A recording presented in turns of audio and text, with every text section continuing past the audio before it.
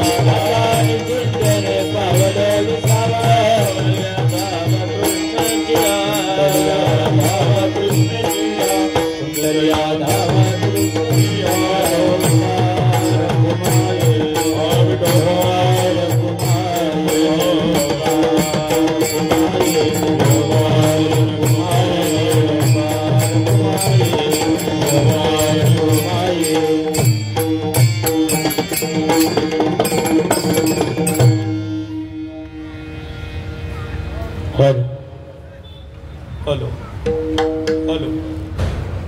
Hello त्याला हवं hello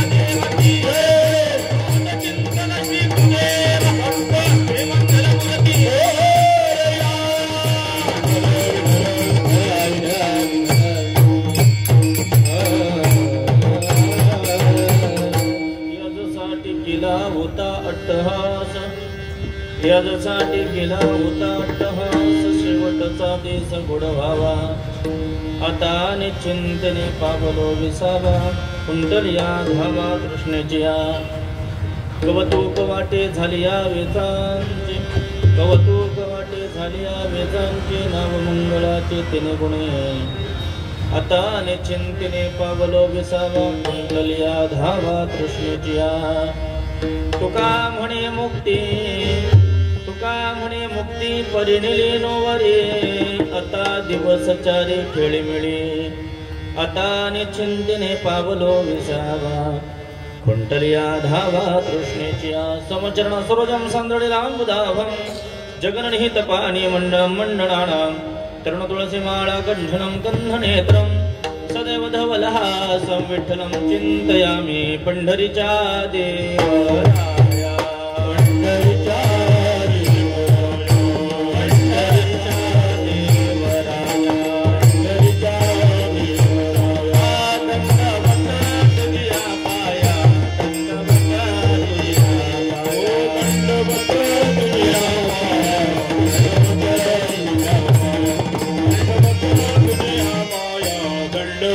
तुझिया ओ पंढरीच्या देवराया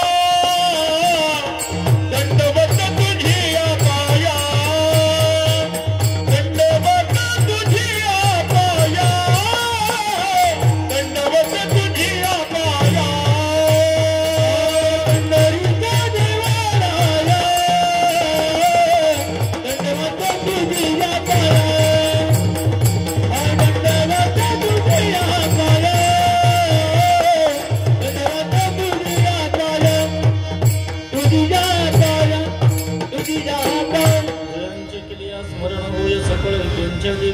त्याची वंदन श्री चरणाश्री गुरूंचे नमस्कारुणी आता हृदय आपले चौकारुण्या भले बरी पैसौ पावले श्री गुरूंचे ते नमस्कारुणी आता ब्रह्मानंदम परम सुखदम केवलम ज्ञानमूर्तिम द्वंद्वातीतं गगन सदृशं तत्वमशादि लक्षणम् एकं नित्यविमलवचलं सर्वादि साक्षिभूतं भावादितं त्रिगुणरहितं सद्गुरुं तं नमामि गणेशं ज्ञानमूर्तिं च साक्षात् प्रेमस्वरूपिणा नामदेवं च दयामूर्तिनाथं वन्दे पुनः पुनः वैराग्यस्य परामूर्ति देवो क्षेत्र निवासिनां तुकाराम महाराष्ट्र भक्तराज चतुर्गम मस्तक हे पायावरी या वारकरी संतांच्या सेवेला की सेवक झालो तुमच्या लागून चरणा अहो स्वामी तुकया देवा यावरी न करावा भेर याजसाठी केला होता अट्टहास शेवटचा देश गोड व्हावा आता निश्चिंतेने पावलो विसावा कुंटलिया धावा कृष्णेची या प्रस्तुत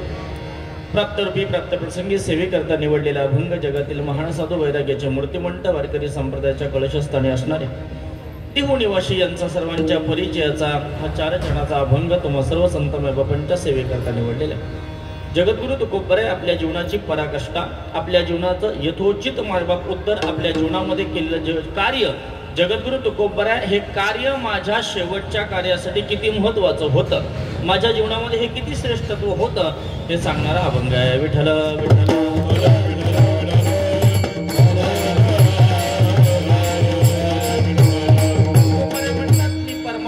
पराकाष्ठा खऱ्या अर्थानं माझ्या आयुष्यामध्ये माझ्या जीवनामध्ये खऱ्या अर्थानं मी केली होती ही कशा करता केली होती यासाठी केला हा जो अट्टहास आहे मी हाच करता खऱ्या अर्थानं अट्टहास केला होता कशा करता त्याचं उत्तर जगद्गुरु तुकोबराय देतात शेवटचा दिवस गोड व्हावा माझ्या आयुष्यातला शेवट चांगला व्हावा माझ्या आयुष्यातला दिवस गोड व्हावा या करता केलेली जगद्गुरु तुकोबराय म्हणतात मी अट्टहासाची पराकाष्ठा आहे बरं जगद्गुरु तुकोबराय तुम्ही याच्याकरता सगळा अट्टहास खऱ्या अर्थानं केला हा त्रास सगळा तुम्ही जीवनामध्ये तुमचा सहन केला पण तुकोबराय तुमच्या जीवनामध्ये अवस्था कोणती प्राप्त झाली तुकोबराय म्हणता आता निश्चिंतेने पावलो विसावा माझ्या जीवनामध्ये निश्चिंत अवस्था प्राप्त झाली निश्चिंत अवस्था प्राप्त झाली कुठल्याही प्रकारची खंत अंतःकरणामध्ये राहिली नाही चिंता कुठल्याही प्रकारची राहिली नाही का चिंता राहिली नाही कारण त्याचं कारण आहे भगवान परमात्मा आपलासा झाला या अट्टहासामुळे भगवान परमात्मा अट्टहास झाला आणि भगवान परमात्मा एवढा अट्टहास करून भगवान परमात्मा आमच्या जीवनामध्ये हरी आला होता मग कैसी भय चिंता जो परमात्मा होता जो जगाचा मालक होता तो आमच्या हातामध्ये खऱ्या अर्थानं आला तो आम्हाला प्राप्त झाला म्हणून निश्चिंत अवस्था प्राप्त झाली आता निश्चिंतेने ज्या ठिकाणी मला विसाव्याला पोचायचं होतं त्या विसाव्याला खऱ्या अर्थानं मी निश्चित पद्धतीने पोहोचलो पावलो विसावा कुंटलिया धावा कृष्णेची या कुंड म्हणजे थांबणं माझ्या सगळ्या इच्छा आकांक्षा होत्या त्या सगळ्या खऱ्या अर्थानं थांबून गेल्या बरं तुमच्या जीवनामध्ये सगळ्या इच्छा संपल्या सगळं काय झालं पण तुमच्या जीवनामध्ये कौतुक वाटण्यासारखं काय झालं कौतुक वाटण्यासारखं काय झालं जगद्गुरु तुकोबराय म्हणतात कौतुक वाटे झाली या वेचांचा माझ्या जीवनामध्ये कौतुक याच्यामुळे झालं ते भगवान परमात्म्याचं मी नामचिंतन केलं कौतुक वाटे झाली या वेचांचे नाव मंगळाचे तेने गुणे नाव हे मंगळ आहे आणि त्या नामामुळे माझ्या जीवनामध्ये खऱ्या अर्थानं कौतुक झालं माझ्या आयुष्यातली चिंता संपून गेली माझ्या जीवनातला विसावा होता तो विसावा खऱ्या अर्थानं प्राप्त झाला जगद्गुरु तुकोबराय समाजाला उपदेश करतात जगद्गुरु तुकोबराय म्हणतात तुका म्हणे मुक्ती परिनिली नवरी जी मुक्ती आहे ज्या 4 प्रकारच्या खऱ्या अर्थानं मुक्त्या सांगितल्या तुकोबराय म्हणतात त्या मुक्ती खऱ्या अर्थानं त्या मुक्तीला मी खऱ्या अर्थानं प्राप्त झालो म्हणून हे जीवन सांगितलं तुकोबरायने आता दिवस 4 खेळे मेळे आता निश्चिंतेने पावलो विसावा कुंटलिया धावा कृष्णेच्या अभंगाला सुरुवात करण्यापूर्वी थोडासा करिअर देणं खऱ्या अर्थानं उचित जमलेल्या प्रत्येक व्यक्तीला कार्याचा कार्यस्वरूप कार्यकरणभाव माहिती वाक्याचं आद्य कर्तव्य आपण एका प्रासंगिक कीर्तनाकरता सगळीच मंडळी या ठिकाणी वर्ष श्राद्धाच्या निमित्तानं प्रथम वर्ष श्राद्धाच्या निमित्तानं आपण सगळीच मंडळी या कीर्तनाच्या मंडपामध्ये व्यासपीठावरती सगळीच मंडळी उपस्थित आहोत खरं तर ज्यांचं जाण्याचं खऱ्या अर्थानं वय नव्हतं पण आले देवाजीच्या मनात येथे कोणाचे चालेना या प्रमाणाला धरून आपल्याला खऱ्या अर्थानं बोलावं लागेल कारण त्याच्या जर मनात आलं कुणाचं जीवन किती दिवसाचं आहे कुणाचं आयुष्य किती आहे ते भगवान परमात्म्याच्या व्यतिरिक्त या जगामध्ये कुणालाही माहीत नाही हे सगळ्यात महत्त्वाचं आयुष्यातलं दुर्दैव आहे कुणालाच माहीत नाही कोणीच सांगू शकत नाही मी उद्या असेन नसेन हे कोणच खऱ्या अर्थानं सांगू शकत नाही कारण या विज्ञानाच्या आणि या धावपळीच्या जगामध्ये युगामध्ये आपण सगळेच मंडळी खऱ्या अर्थानं वावरतोय म्हणून माझ्या या कीर्तनाच्या माध्यमातून एकच वाक्य तुम्ही घेऊन जा जो येणारा आनंदाचा क्षण आहे तो आनंदाने आणि एकदम भावनेने श्रद्धेने खऱ्या अर्थानं जगा उद्याची रात्र उद्याची पहाट कुणाच्या आयुष्यामध्ये असेल नसेल खऱ्या अर्थानं ते आपल्याला सांगता येणार नाही आणि त्या झाडावरती उमललेल्या फुलाला सुद्धा माहीत नसतं मला एखाद्या प्रेतावर जायचं आहे की मला देवाच्या चरणाजवळ जायचं आहे काही सांगू शकत नाही खऱ्या अर्थानं आपल्या आयुष्यामध्ये म्हणून येणारा प्रत्येक जो क्षण आहे खऱ्या अर्थानं तो खऱ्या अर्थानं भगवान परमात्म्यासाठी जगा आपल्या परिवारासाठी जगा संत कार्यासाठी जगा चांगल्या विचाराकरता खऱ्या अर्थानं जगणं हे जीवनातलं खऱ्या अर्थानं आपल्या आयुष्यातलं अनमोल कार्य असेल धर्मेंद्र दादा माझा फार जवळचा संबंध होता दादांसोबत खऱ्या अर्थानं मी अनेक वर्ष या गावामध्ये 2-3 वर्षापासून या गावामध्ये खऱ्या अर्थाने येतोय. या मंडळाच्या दत्तगुरू मंडळाचे आपले उपाध्यक्ष खऱ्या अर्थाने होतोय. गेल्या वर्षी हे शोकाकुल वातावरण आपल्या सगळ्याच मंडळावरती आणि गावावरती खऱ्या अर्थानं कोसळलं. दत्त जयंतीच्या दिवशी कीर्तन होतं. 9 ते 11 या वेळेमध्ये कीर्तन करायला आलो होतो. त्या प्रसंगामध्ये आल्यानंतर अचानक ही वार्ता खऱ्या अर्थानं हरिदादांकडून कळाली की महाराज आपला मंडळातील जे उपाध्यक्ष होते धर्मेंद्र दादा त्यांचं अचानक जाणं झालं. खऱ्या अर्थानं निघून गेले सगळ्यांना सोडून. खऱ्या अर्थानं या मंडळावरती या कुटुंबावरती फार मोठं खऱ्या अर्थानं दुःख आलं. आईनं तारुण्यात जाणं खऱ्या अर्थानं आपल्या जीवनातलं, खरं सांगतो जीवनातलं ते त्याच्यापेक्षा मायबात एवढं दुःख कुणाच्या जीवनामध्ये नसेल. आपण असं सहज म्हणू एखादा पिकलेला पान कधीतरी गळणार आहे, पण आईनं तारुण्यामध्ये संपूर्ण परिवाराची जबाबदारी धुरा असणारा एक या परिवारातून मोहरा खऱ्या अर्थानं हरवला. त्यांचं कार्य हे अलौकिक आहे. त्याच्याकरता मी अभंग खऱ्या अर्थानं घेतलेलं आहे. इथं आल्यानंतर मला कळलं की कुठला अभंग घ्यावा मी इथपर्यंत ठरवलं नव्हतं, पण अचानक माझ्या मनामध्ये आलं. आणि त्यांच्या जीवनाची आणि तुकोबऱ्यांच्या जीवनाची मी बरोबरी नाही करू शकत, पण तुकोबऱ्यांचंही जाणं त्याच वयातलं होतं आणि दादांचंही जाणं खऱ्या अर्थानं त्याच वयातलं होतं. म्हणून या अभंगाची निवड करावी अशी माझ्या अंतःकरणाला खऱ्या अर्थानं जाणीव झाली. जसं बोलेल, जसं जमेल तसं तुकोबऱ्यांच्या कृपाशीर्वादानं, भगवान परमात्म्याच्या कृपाशीर्वादाने अभंगावरती बोलेन. महाराज या घरातून कोणी जरी व्यक्ती आला तरी ती व्यक्ती खऱ्या अर्थानं माघारी परत जात नव्हती. एवढं ज्यांचं अंतकरण होतं, ज्यांचं उदार अंतकरण खऱ्या अर्थानं होतं आणि फार मोठं त्यांचं खऱ्या अर्थानं कार्य होतं. पण एक गोष्ट लक्षात ठेवली पाहिजे, जी माणसं सतत समाजाकरता जगतात ना त्यांची किंमत कुणालाही कळत नाही, ही वस्तुस्थिती आहे. हे एक कळलं पाहिजे आपल्याला. जी व्यक्ती समाजाकरता खऱ्या अर्थानं जगत असते ना त्याची किंमत कधीच कळत नाही. जर त्यांची किंमत जर खऱ्या अर्थानं कळली असती तर ज्ञानोबारायांच्या समाधीवरती आज खऱ्या अर्थानं 10-10 हजाराची हार नसते. ज्ञानोबाराय असताना कधीतरी विचार करा, ज्ञानोबाराय असताना किती लोकांना ज्ञानोबाराय कळले, तुकोबाराय असताना किती लोकांना तुकोबाराय कळले. जर तुकोबाराय त्या काळामध्ये कळले असते खऱ्या अर्थानं तर मंबाजी बुवानं तुकोबारायांना काट्यानं मारलं नसतं.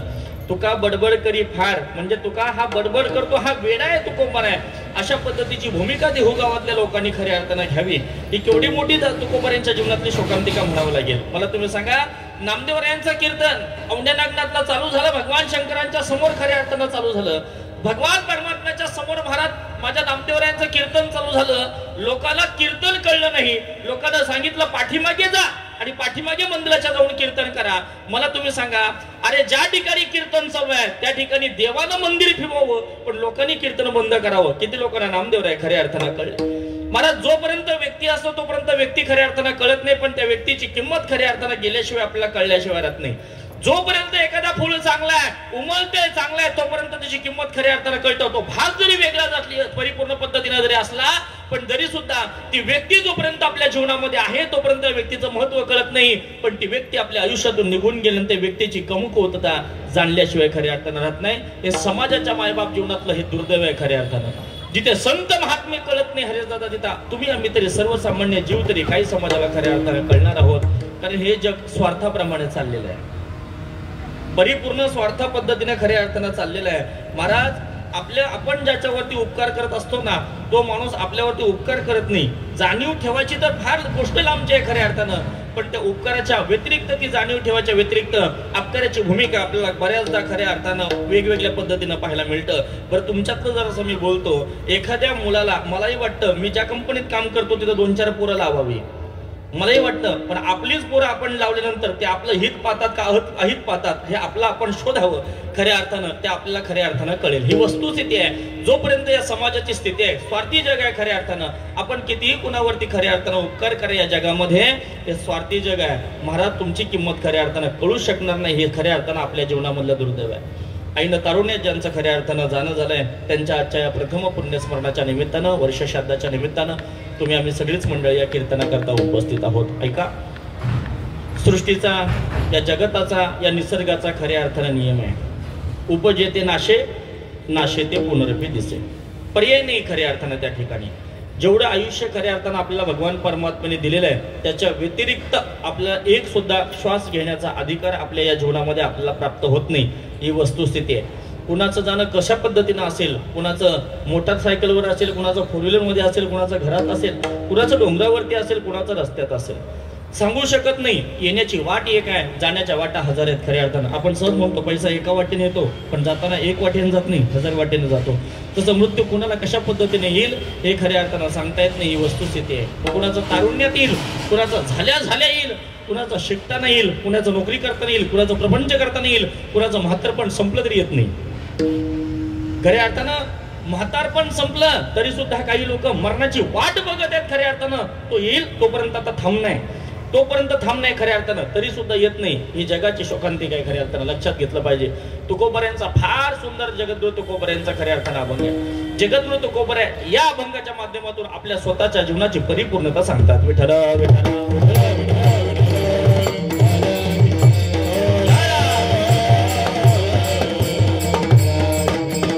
सगळ्यात महत्वाची शोकांतिक आहे. मला सगळ्यांना दुःख विसरता येतं. गोष्ट लक्षात ठेवा, हे दुःख सगळेजण विसरू शकतात. कधीतरी मुलं विसरू शकतात. बाप नावाचं पान गेल्यानंतर एखादं मोठं संकट ज्यावेळी मुलांवरती येतं ना, त्यावेळी त्यांना कळतं माझ्या जीवनामध्ये आज माझे वडील असते या सगळ्याला मला सामोरे जावं लागलं नसतं. मुलांना त्यावेळी जाणीव होते, कधीतरी पत्नीला त्याची जाणीव होते. पण एक गोष्ट लक्षात ठेवा, आईला क्षणाक्षणाला जाणीव होते. जिने 9 महिने 9 दिवस ज्या बाळाला वाढवलंय आणि आईनं तरुण्यात ज्या जर मातेचा जर मुलगा खऱ्या अर्थानं निघून खऱ्या अर्थानं गेला ना, ज्या आईचा डोक्यावरती जो पदर त्या दिवशी येतो ना, ती जिवंत असेपर्यंत ते दुःख खऱ्या अर्थानं विसरू शकत नाही. हे आईचं प्रेम असतं खऱ्या अर्थानं. गोष्ट लक्षात ठेवली पाहिजे. कारण मी त्या दुःखातून खऱ्या अर्थानं गेलेलो आहे. त्यामुळे खऱ्या अर्थानं सांगतो, एक माता अशी आपल्या जीवनामध्ये ती कधीच हे दुःख पोचू शकत नाही. हे सगळ्यात मोठं तिच्या पदरामध्ये दुःख असतं. हे मुलाचं दुःख पचवणं, मुलीचं दुःख पचवणं हे माय बापाला खऱ्या अर्थानं शक्य नसतं. ही सगळ्यात महत्वाची वस्तुस्थिती आहे. जगद्गुरु तुकोबरा या अभंगाच्या माध्यमातून स्वतःची परिपूर्णता सांगत असताना तुकोबऱ्यांना हा प्रश्न खऱ्या अर्थानं तुकोबरा निघाले त्यावेळी हा प्रश्न तुकोबऱ्याने विचारलेला आहे. किती जीवन, संतांचं जीवन किती कठीण आहे मला तुम्ही सांगा ना. तुमच्या आमच्यापेक्षा संतांचं जीवन किती कठीण आहे. तुमचं आमचं जीवन जेवढं सोपं आहे तेवढं संतांचं जीवन फार सोपं नाही. भगवान परमात्म्याचं त्याहून सोपं आहे. भगवान परमात्मा जन्माला येतो, भगवान परमात्मा अवतीर्णाला येतो, पण तो अवतीर्णाला येत असताना फक्त सज्जनांचा विचार करतो, फक्त दुर्जनांचा विचार करतो. त्याला देव म्हणा. देव फक्त सज्जनांचा आणि दुर्जनांचा विचार करा. तुमच्या आमच्या सारख्यांचा देव कधीच विचार करत नाही. देवाशी जर भांडायचं असेल, मुक्ती हवी असेल तर देवाशी वाद तरी करा. मुक्ती हवी असेल तर देवासाठी सज्जन म्हणा. आणि जे सज्जनी नाहीत, जे दुर्जनी नाहीत, त्यांच्याकरता संत आहेत खऱ्या अर्थाने. खट नट यावे, शुद्ध होऊन जावे आणि दौंडी पिटवावे चोखा मेळा. यारी यारी लहान थोर यती वरती नारी नर न करावा विचार न लगे चिंता कोणासी. तुकोबरा खऱ्या अर्थानं म्हणतात, यासाठी संत आहेत. देव कुणाचा विचार करतो? देव एक तर चांगल्याचा तरी विचार करतो, नाहीतर देव एक तर वाईटाचा तरी विचार करतो. मग चांगल्याचा विचार म्हणजे कुणाचा विचार करतो? देव अर्जुनाचा विचार करतो. देव अजून कुणाचा विचार करतो? देव शिशुपालाचा विचार करतो. एक तर दुर्जन तरी बनावं लागेल, एक तर सज्जन तरी बनावं लागेल. मला तुम्ही सांगा, जन्म रामाचा जरी तुमच्या आमच्या करता जरी असला तरी विचार कोणाचा केला पहिला? रावणाचा पहिला विचार केला. बघा, शबरीचा विचार केला. एक तर त्याच्याकरता सज्जन बनावं लागेल, त्याच्याकरता दुर्जन तरी बनावं लागेल. पण जे दुर्जन नाहीत, जे सज्जन नाहीत, खऱ्या अर्थानं तुमचा आमचा विचार करणारे या भूतलावरती फक्त संत महात्मे आहेत. फक्त संत महात्मे आहेत. जगाच्या कल्याणा संतांचे विभूती आणि देह कष्टविधी परोपकारी. देह कष्टविधी परोपकारी तुमच्या आमच्या करता देह झिजवणारी या कलियुगामध्ये, या युगामध्ये फक्त संत महात्मे आहेत. या संत महात्म्यांच्या व्यतिरिक्त खऱ्या अर्थानं कोणी नाही. तुकोबऱ्यांचं जीवन पहा. नामदेवे केले स्वप्ना माझी जागे आणि सवे पांडुरंगे येऊन या. पांडुरंग सहित मायब नामदेवर आहे. सरळ आले आणि नामदेवने सांगितलं, करा आता उठा. राहिले ते बाकी 4 कोटी नामा म्हणे आई निवड केली निके. राहिले ते बाकी 4 कोटी. मला 4 कोटी अभंगाची पराकाष्ठा जगद्गुरु तुकोबऱ्यांनी प्राप्त करण्याकरता सुरुवात खऱ्या अर्थानं केली. त्याच्याकरता भंडारा डोंगर, भामचंद्र डोंगर, मग घोरडेश्वर डोंगर, या डोंगरावरती जाऊन भगवान परमात्म्याचं चिंतन चालू केलं. बरं, चिंतन चालू केलं. चिंतन कमी नाही खऱ्या अर्थाने. घे माझी वाचा तुटी महालाभ भुकासाठी दिन रजनी हाची धंदा गोविंदाचे पोवाडे. महाराज दिवस रात्रभर जगद्गुरु तुकोबरा भजन करू लागले. महाराज ज्यावेळी परमार्थ करत असताना, ज्यावेळी आपण भगवान परमात्म्याची सेवा करत असताना, ज्यावेळी नामचिंतन खऱ्या अर्थानं करतो ना, दिनरजनी हाची धंदा गोविंदाचे पोवाडे तुकोबऱ्याने एवढं भजन केलं, लोकांना भजन सुद्धा चांगलं वाटू लागलं नाही. लोकांना भजन सुद्धा चांगलं, तुकोबरे भजन करतात, हे तुकोबऱ्याने भजन करणं सुद्धा लोकांना महाराज चुकीचं वाटलं, ते सुद्धा चांगलं वाटलं नाही. किती शोकांतिक आहे भजन करणं. जर तुकोबऱ्यांचं भजन करणं जर चुकीचं वाटत असेल तर तुमचं आमचं भजन करणं योग्य वाटेल का समाजाला? शोकांतिक आहे ही खऱ्या अर्थानं. तुकोबऱ्यांनी भजन करावं, देवाचे चिंतन करावं, ते सुद्धा लोकांना चांगलं वाटलं नाही. महाराज तुकोबऱ्यांनी प्रदक्षिणा मारावी, ही प्रदक्षिणा सुद्धा महाराज त्या अंबाजी बुवाला खटकले. महाराज वेदार्थाचा अर्थ अम्मासीचं ठावं हे शब्द ज्यावेळी बाहेर जगद्गुरु तुकोबऱ्यांचे उद्गार पडले, समाजाला नाही सहन झालं महाराज. पण जगद्गुरु तुकोबऱ्याने सांगितलं, तुका म्हणे आम्हा एकांताचा वास, तर मी ब्रह्मरस सेवू सदा. जगद्गुरु तुकोबऱ्या म्हणतात, कोपला पाटील गावचे हे लोक, आता मज भीक कोणा घाली. तुकोबऱ्या म्हणले, आता या समाजात राहायचं नाही, आता निघायचं समाजापासून. एकांताचा वास खऱ्या अर्थानं घ्यायचा आणि एकांतामध्ये फक्त ब्रह्मरस सेवू सदा, फक्त भगवान परमात्म्याचं चिंतन करायचं. बरं, भगवान परमात्म्याचं चिंतन करायचं का? भगवान परमात्म्याचं चिंतन करायचं तर भगवान परमात्म्याचं चिंतन याच्याकरता खऱ्या अर्थानं करायचं, कारण तो आपल्या जीवनाचा शेवट आहे. आपल्याला सांभाळ करणारा फक्त भगवान परमात्मा आहे. अरे जोपर्यंत तारुण्य आपल्या जीवनामध्ये, आपल्याला तोपर्यंत वाटतं की आपल्या जीवनामध्ये कशाचीच गरज नाहीये. पण ज्यावेळी आपली ताकद, आपलं तारुण्य संपून जातं, सगळं आपल्या जीवनातलं निघून जातं, ज्या ताकदीच्या बळावरती, ज्या जोरावरच्या बळावरती, आपल्या पैशाच्या जोरावरती, आर्थिक संपत्तीच्या जोरावरती आम्हाला म्हणतो की आमच्या कुणाचीच गरज नाही मला, ज्यावेळी हे शब्द आपल्या मुखातून बाहेर पडतात, आईने तारुण्यामध्ये सगळं हरवून गेल्यानंतर त्याच व्यक्तीला त्याची जाणीव होते, एका भगवान परमात्म्याशिवाय हे सगळं शून्य आहे. तुमच्याकडे किती असू द्या, पण एक ना एक दिवस त्याची जाणीव आपल्या जीवनामध्ये होतं. हे विश्व ज्याने खऱ्या अर्थाने निर्माण केलंय, तो त्याची जाणीव करून दिल्याशिवाय खऱ्या अर्थाने राहत नाही. जाणीव केल्याशिवाय तो भगवान परमात्मा शांतही बसत नाही खऱ्या अर्थानं. ही वस्तुस्थिती मानावी लागेल खऱ्या अर्थानं. आपल्याला वाटतं काय करायचंय भजन, कशासाठी करायचं? अरे देवाने त्याच्याच करता हा नरदेह खऱ्या अर्थानं देवे दिला देह भजना गोमता, तो या झाला बाधा. कशा करता? भगवान परमात्मा दिले नामचिंतन करण्याकरता खऱ्या अर्थानं हा नरदेह खऱ्या अर्थानं दिलाय.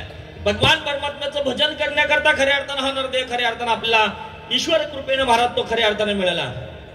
पण त्याची जाणीव आम्हाला खऱ्या अर्थानं राहत नाही. महाराज तुकोबराय भजन करू लागले, एकांताच्या वासामध्ये लोकांना सहन झालं नाही, म्हणून अंबाजी बुवाला काट्यानं मारावं, तुकोबऱ्याने कीर्तन करावं, लोकांना सहन झालं नाही. चांगलं काम कधी लोकांना सहन होत नाही, वस्तुस्थिती. त्यावेळेला महाराज एवढी पराकाष्ठा तुकोबऱ्याने सहन केल्यानंतर महाराज जी अभंग रचना तुमचा आमचा उद्धार करण्याकरता जी अभंग रचना निर्माण झाली, कशा करता ती अभंग रचना आहे? पंचम वेद म्हणून तो तुकोबऱ्यांचा गाथा आहे, तो पंचम वेद आहे दादा. आणि तो पंचम वेद जगद्गुरु तुकोबऱ्यांचा गाथा भगवान परमात्म्याने डोक्यावरती घेवा. तुका म्हणे माझी कोणी वधविली वाणी, प्रसादा वाचून तुमची या विठ्ठला. देवा, जो जगद्गुरु तुकोबऱ्यांचा गाथा आहे, साक्षात पंचम वेद आणि भगवान परमात्माने दिलेला प्रसाद, प्रसाद एव प्रसन्नता, प्रसाद दिलेला तो जगद्गुरु तुकोबऱ्यांचा खऱ्या अर्थाने गाथा. आणि खऱ्या अर्थाने तो गाथा महाराज लोकांना न कळल्यामुळं महाराज त्याच गाथ्यावरती वर दगड बांधावा, खाली दगड बांधावा, तो इंद्रायणीच्या डोहामध्ये बुडवावा. एवढी शोकांतिक आहे. जे जगाच्या हिताचं आहे, जगाच्या कल्याणाचं आहे, ते कल्याणाचं साधन, तीच अभंग रचना, तेच खऱ्या अर्थानं जगद्गुरु तुकोबऱ्यांना खऱ्या अर्थानं ते न्यावा आणि इंद्रायणीच्या डोहामध्ये खऱ्या अर्थानं बुडवून टाकावं. वर दगड बांधावा, खाली दगड बांधावा. पण काय भगवान परमात्म्याची लीला आहे, काय त्या इंद्रायणी मातेची लीला आहे, जरा बारकाईनं चिंतन करा. ज्या दगडावरती खाली दगड वर दगड बांधला आणि तोच गाथा बांधून खऱ्या अर्थानं ज्या इंद्रायणी मातेच्या, ज्या इंद्रायणीच्या तीरावरून महाराज त्या इंद्रायणीच्या जलस्पर्शामध्ये खऱ्या अर्थानं टाकला. महाराज नुसता गाथा तरला यातनं पण नाही, त्या गाथ्यासहित दगड सुद्धा तरली. जळी दगड सहित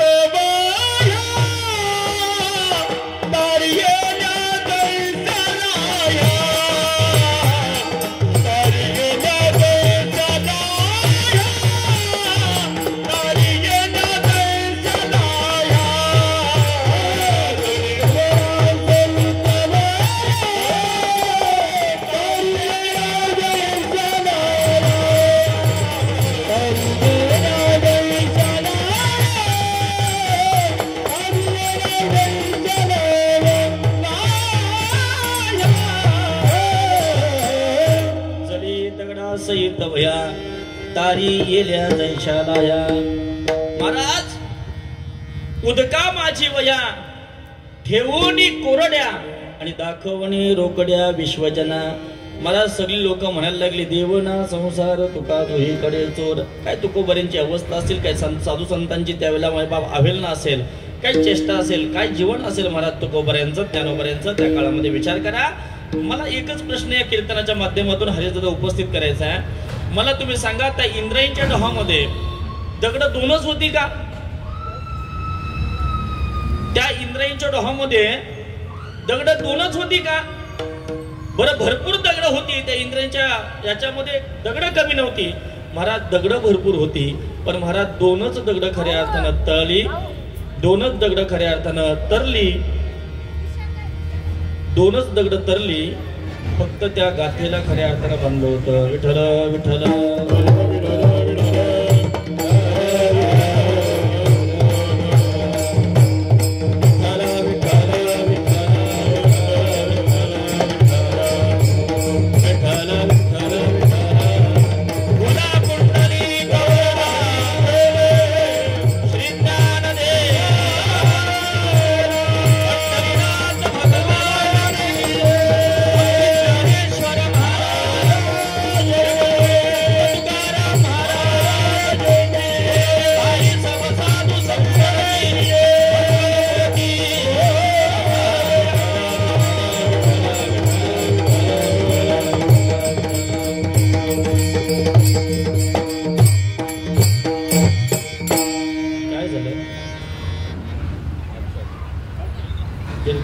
चिंता करू नका.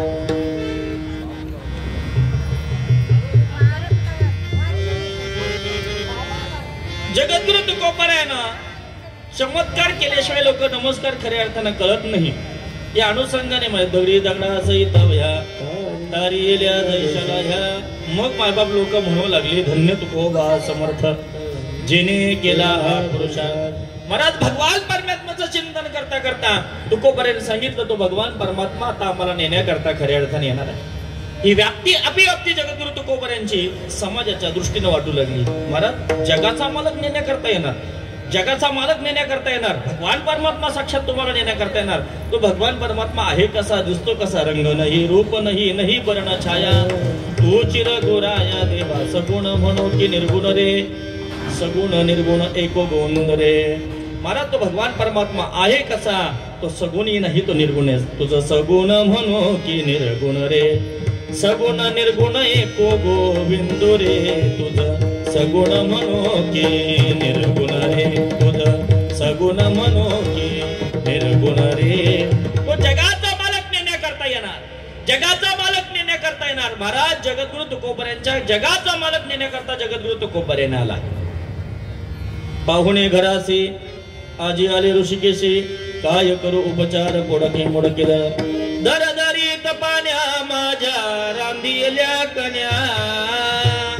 महाराज जगद्गुरु तुकोबऱ्यांच्या घरी जगाचा मालक आलेला आहे. काय आनंद असेल तुम्ही मला सांगा. अरे जेवढा आमदार आपला किती आनंद होतो, घरामध्ये सरपंच सभापती सदस्य महाराज ही मंडळानंतर आपल्या घरामध्ये किती केवढा आनंद होतो. साक्षात ज्याने हे विश्व निर्माण केलंय तो विश्वाचा मालक तुकोबऱ्यांच्या घरामध्ये आलाय. काय आनंद असेल तुकोबऱ्यांना खऱ्या अर्थानं सांगा ना. एवढा आनंद तुकोबऱ्यांना झाला. महाराज जगाचा मालक बोलतोय, महाराज चतुर्भुज झाले. महाराज मूठभर कण्या आणि माठभर पाणी टाकून महाराज विदुराव काकाच्या घरी असंच जेवण जेवले होते महाराज. आणि तुकोबऱ्यांच्या घरी सुद्धा जेवायला तेच महाराज जेवण करण्याकरता तुकोबऱ्यांच्या घरी आले होते. तोच जगाचा मालक, तोच विश्वाचा खऱ्या अर्थानं मालक. महाराज देवाला चतुर्भुज व्हावं लागलं. 3 हातानं पत्रावळ झाली आणि एका हातानं सपाटा खऱ्या अर्थानं चालू केलं. जेवण झालं. तुकोबऱ्याने विचारलं आता निघायची परमिशन घेतो, आता चला माझ्या समेत. तुकोबऱ्या म्हणले कुठे जाताय? आता होलीच्या पुरणपोळ्या खाऊया आणि मग निघूया. महाराज पौर्णिमेपर्यंत महाराज भगवान परमात्मा थांबला. होलीच्या पुरणपोळ्या खाल्ल्याने तो देवाच्या समेत तुकोबऱ्या खऱ्या अर्थाने निघाला. भगवान परमात्मा निघाल्यानंतर तोच भगवान परमात्म्यावरती थांबलेल्या पिंपरणीच्या झाडावरती आणि तुकोबऱ्यांच्या समेत महाराज जगाचा सगळ्यात महाराज त्या परिसरातील गोतवाळा होता. महाराज तुकोबऱ्याने विचारलं, तुकोबऱ्या जगाचा मालक तुम्हाला नेण्याकरता आलाय, या विश्वाचा मालक तुम्हाला नेण्याकरता आलाय. बरं या विश्वाचा मालक तुम्हाला नेण्याकरता, जगाचा मालक तुम्हाला नेण्याकरता आलाय. तो आम्हाला दिसत नाही, तो तुम्हाला खऱ्या अर्थानं दिसतो. पण तुकोपर याच्या करता तुम्ही खऱ्या अर्थानं केलं काय? हा कशामुळे तुम्हाला निर्णय करता आला? तुकोपऱ्यांना प्रश्न विचारावा आणि तुकोपऱ्याने अभंगाच्या प्रथम चरणात याच्यासाठी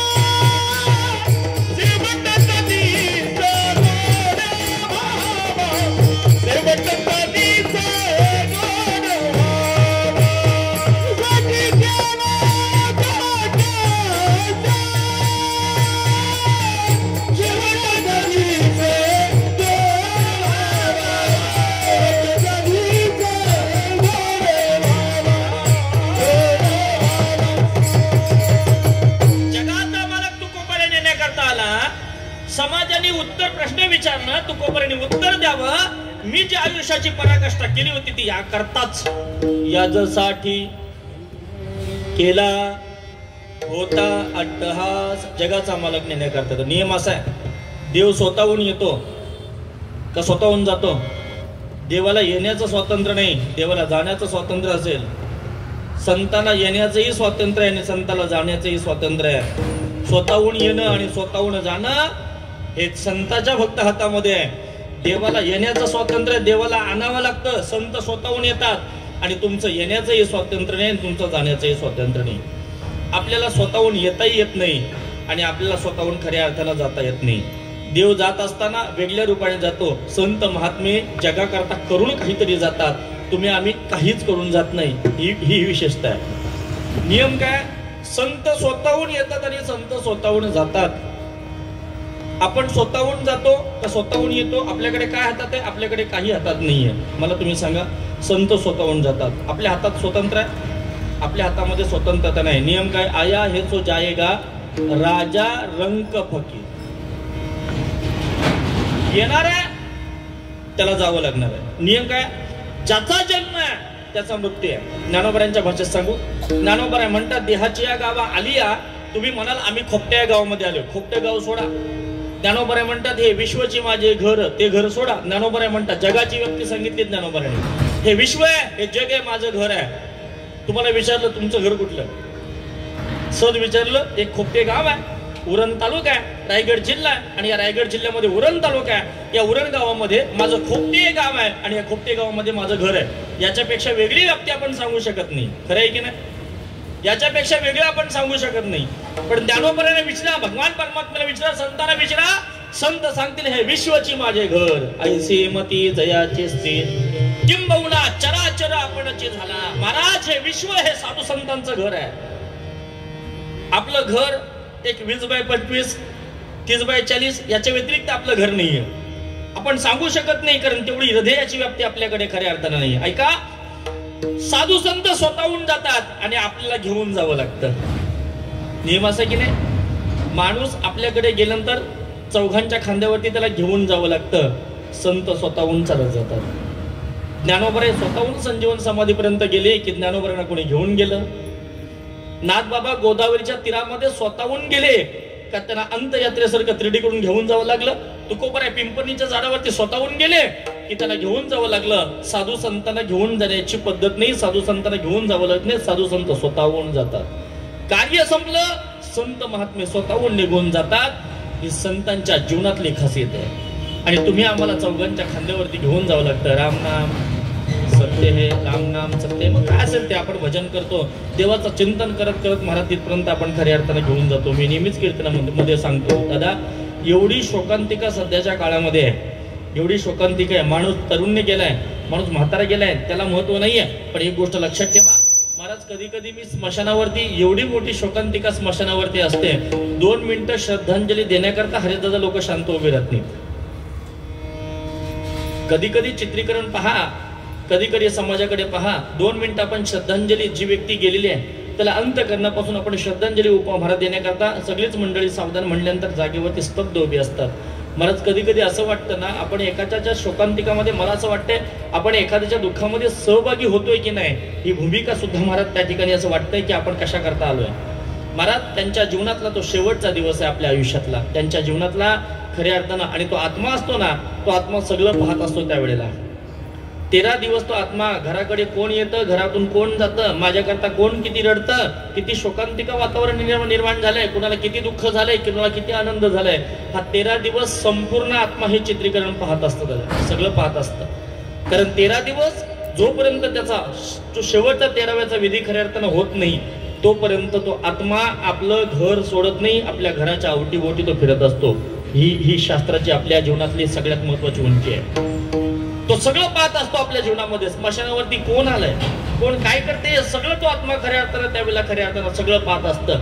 जगद्गुरु तुकोबराय म्हणतात, तुमच्या जीवनातला शेवट चांगला व्हायचा असं वाटत असेल, तुमच्या जीवनातला आनंद समाधान निर्माण व्हावा असं तुम्हाला वाटत असेल, तुमच्या जीवनातला शेवट चांगला व्हावा असं वाटत असेल, तर तुम्ही भगवान परमात्म्याची सेवा करायला हवी, साधू संतांची सेवा करायला हवी. आणि साधू संतांची नुसती सेवा नाही तर भगवान परमात्म्याचं चिंतन करायला पाहिजे. जोपर्यंत भगवान परमात्म्याचं चिंतन करत नाही, चिंतने तद्रुपता, जोपर्यंत भगवान परमात्म्याचं चिंतन आपल्या जीवनामध्ये खऱ्या अर्थानं होत नाही, साधू संतांची सेवा आपल्या जीवनामध्ये होऊ शकत नाही, तोपर्यंत आपण असं म्हणू शकत नाही यासाठी केला होता टास. आपल्याला शेवट आपल्या जीवनातला चांगला व्हावा असं वाटत असेल ना, तर आयुष्यभर अखंड भगवान परमात्म्याचे चिंतन करावं लागतं. अतिशय प्रामाणिक राहावं लागतं. या भगवान परमात्म्याच्या आणि संतांच्या सेवेशी एकनिष्ठ राहावं लागतं. आपल्या जीवनातला शेवट चांगला व्हावा असं खऱ्या अर्थानं वाटत असेल तर. महाराज एक दिवस हा देह महाराज मातीचा देह आहे, एक दिवशी तो मातीत जाणार आहे. तैसा हृदयामध्ये मी रामू, असता सर्व सुखाचा रामू. जोपर्यंत भगवान परमात्मा इथं आहे, जोपर्यंत भगवान परमात्मा इथं आहे, तोपर्यंत आपलं जीवन स्थित आहे. महाराज एकदा भगवान परमात्मा इथून निघून गेला ना, या शरीराला कवडी मोलाची सुद्धा किंमत राहत नाही. मी त्या दिवशी बोललो, आजी बोलतो.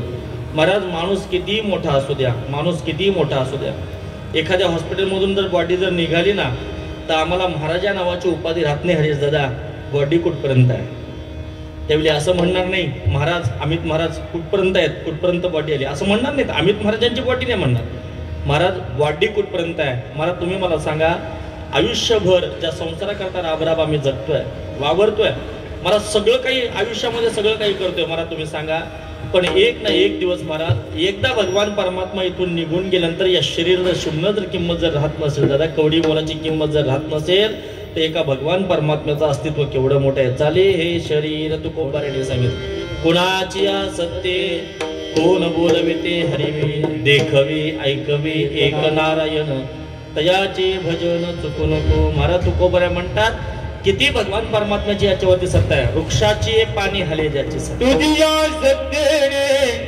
वेदांची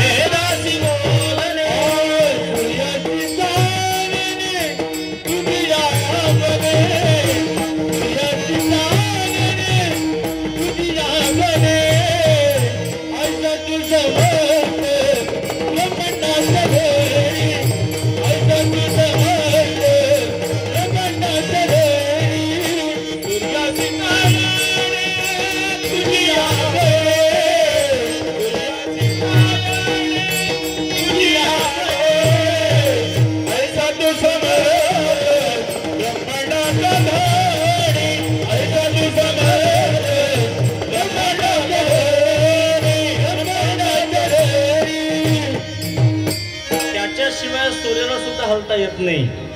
म्या बोलविला वेदू बोले, म्या चालविला सूर्य चाले, म्या हलविला प्राणो हले जगाचे चालिता.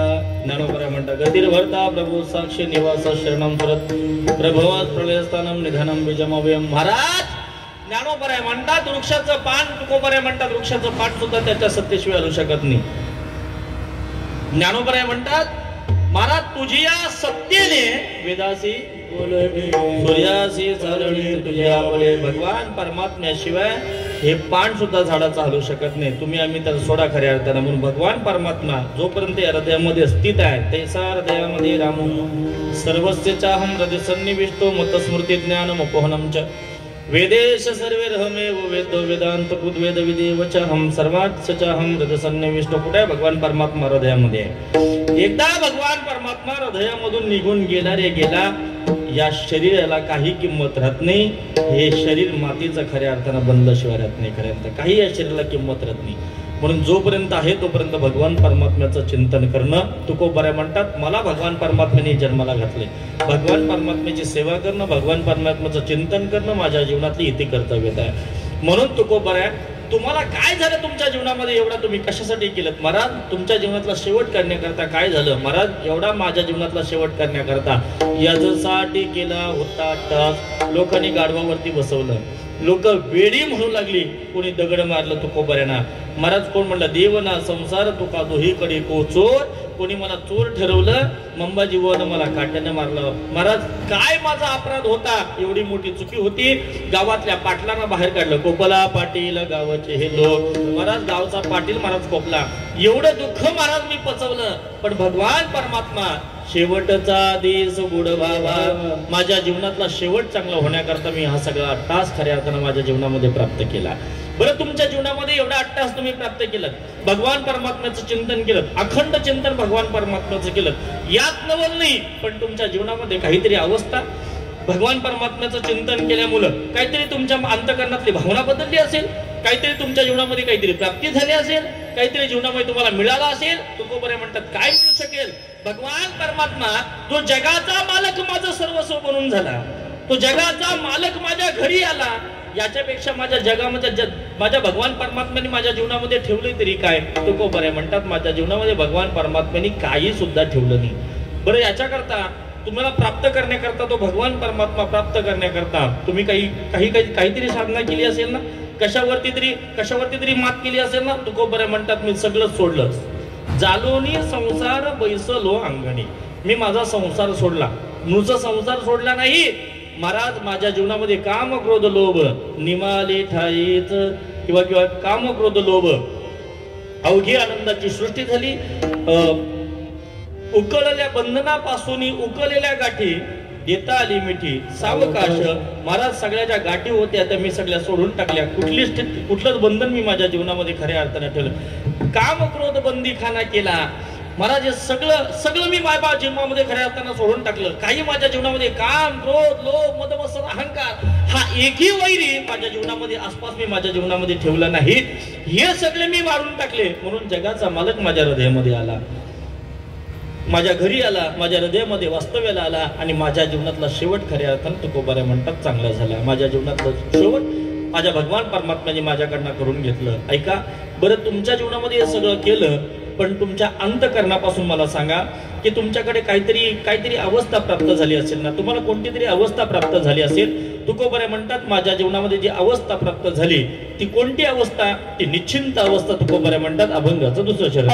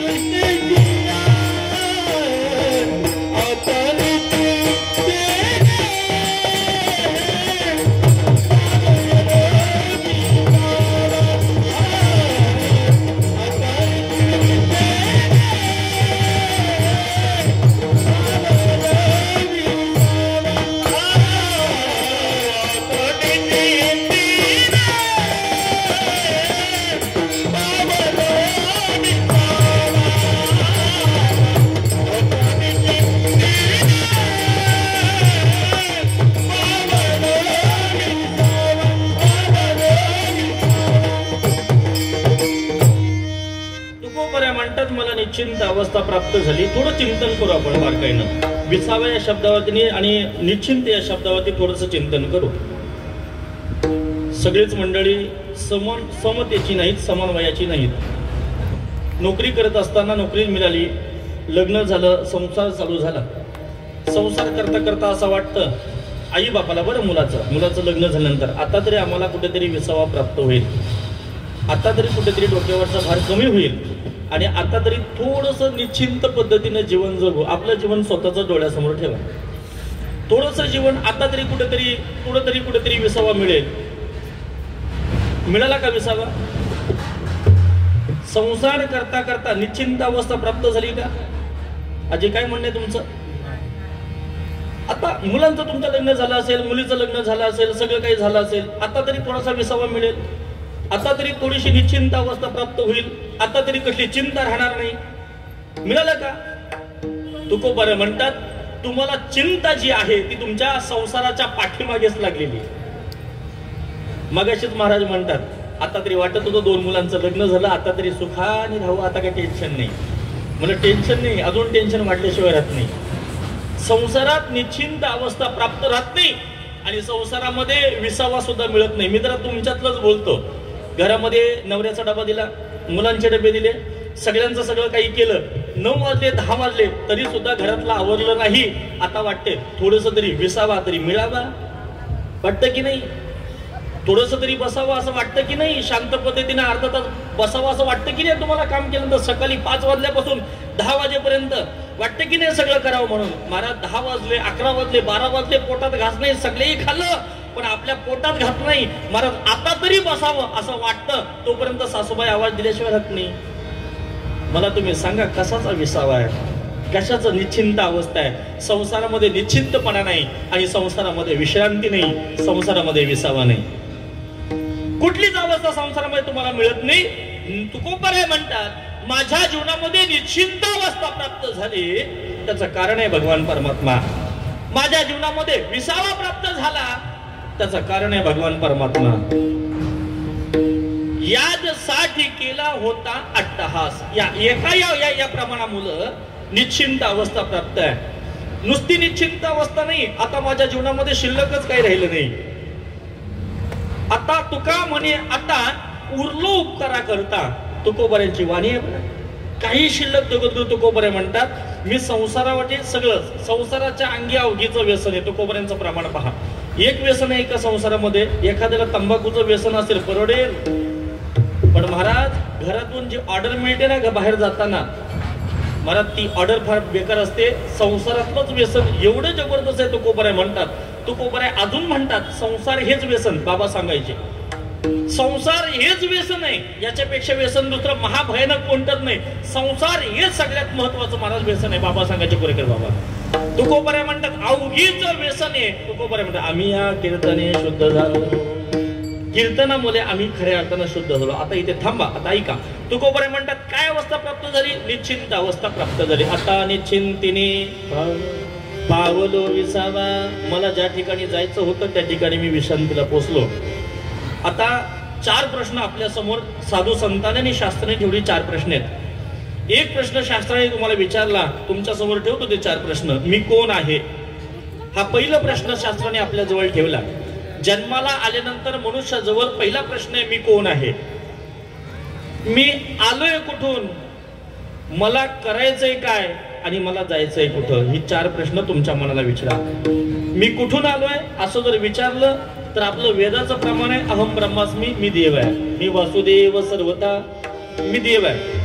बरं मी देव आहे असं म्हणायला हरकत नाही. मी देव आहे. का देव आहे? तर मला डोळ्याने चांगलं दिसतं, कानाने चांगलं ऐकता येतं, नाकाने मला श्वास घेता येतं, हाताने मला चांगलं करता येतं, पायाने मला तीर्थयात्रेला जाता येतं, म्हणजे मला देव होता येतं. तुकोबारे म्हणतात मी देव पाहण्याकरता फक्त गेलो. तुकोबाऱ्यांची वाणी खोटी आहे का? तुकोबारे म्हणतात याच पायाने मी पंढरपूरला देव पाहण्याकरता गेलो का देव होण्याकरता गेलो? जरा बोलत चला, हे तुमच्याकरता मी बोलतोय. तुकोबारे म्हणतात आता गावातून खोपट्याहून दिंडी गेली गोपाळ काकांच्या मंदिरामधून. कुठे गेली? आळंदीला दिंडी गेली. बरोबर आहे. आळंदीला ते देव पाहण्याकरता गेले की देव होण्याकरता गेले? पाहण्याकरता गेले. बरं देव पाहण्याकरता गेले, पण गोपाळ काका देवची होऊनही ठेले. ही व्याप्ती केवढी मोठी आहे, ही व्याप्ती केवढी मोठी आहे. तुकोबारे म्हणतात मी पंढरपूरला गेलो, मी त्या पांडुरंगाला फक्त पाहण्याकरता गेलो, मी देव होण्याकरता गेलो नाही, पण तेथे देवाची होऊन ठेलो. ही निश्चिंत अवस्था आहे. विठ्ठल विठ्ठल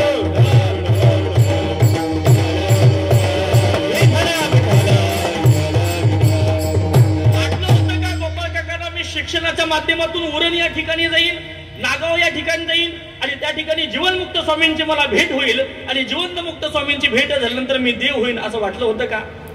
माझ्या नावाची चर्चा महाराष्ट्राभर होईल, माझ्या नावाची उंची चंद्रसूर्य असेपर्यंत माझी कीर्ती महाराज आजरामर होऊन जाईल, हे गोपाल काकांच्या स्वप्नात तरी वाटलं होतं का? नव्हतं वाटलं. निश्चिंत अवस्था प्राप्त होईल असं वाटलं होतं का?